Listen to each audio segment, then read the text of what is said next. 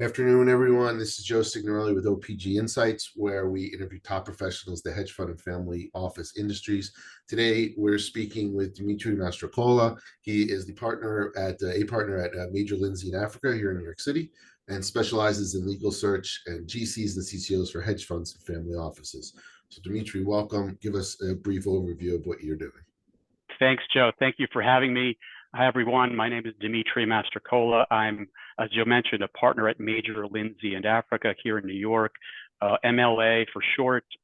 We're the world's largest executive search firm focused entirely on hiring and recruiting lawyers. I'm a partner at the firm, and I'm part of the in-house counsel practice, where I focus on recruiting general counsels, senior in-house lawyers, and CCOs for alternative asset management firms, which includes hedge funds and family offices and the like. Terrific, terrific. We want to hit on just one or two really important topics together that we've spoken about, which is, what do you think is the optimal timing for deciding to bring or hire a GC in-house at a hedge fund or family office? And then how do you look at the optimal strategies to integrate them with the business team to work well? Sure. So, making that call to hire or recruit your first GC, it's a pivotal moment for any hedge fund or family office. So in terms of the perfect timing, I think there are three signposts to look at. One, first and foremost, it's size and assets under management, AUM. When the fund starts bulging at the seams, with people and legal supervision becomes more than just a luxury, that's your cue to start thinking about hiring a GC. Typically, on the AUM side, once you hit 200, 300, 400 million in AUM, that's when having a GC becomes a necessity rather than a luxury. The second signpost would be investment strategy and the complexity of the investment strategy.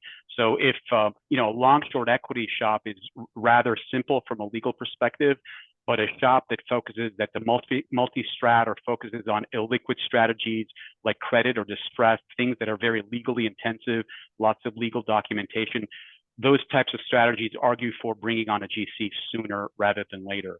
And third, you got to be aware of the growing pressures of regulatory scrutiny and investor demands. So as those pressures dial up, having your own internal legal counsel on speed dial or right down the hall can be a game changer. Yeah, great advice. Let's quickly just touch on, for those who aren't quite there yet, what is your advice and your approach for maximizing the cost that you have to incur dealing with outside legal counsels and advisors? Yeah, so if you're completely outsourcing your legal work to outside counsel, the challenge is ensuring you're getting top tier legal support without breaking the bank. So there's some core principles to follow here. One, you've got to create a pinpoint accurate legal budget. Have a really close look at your legal costs. Are they on point? Create a well-defined budget, because that's going to lay the groundwork for an efficient, cost-effective partnership with your outside law firms.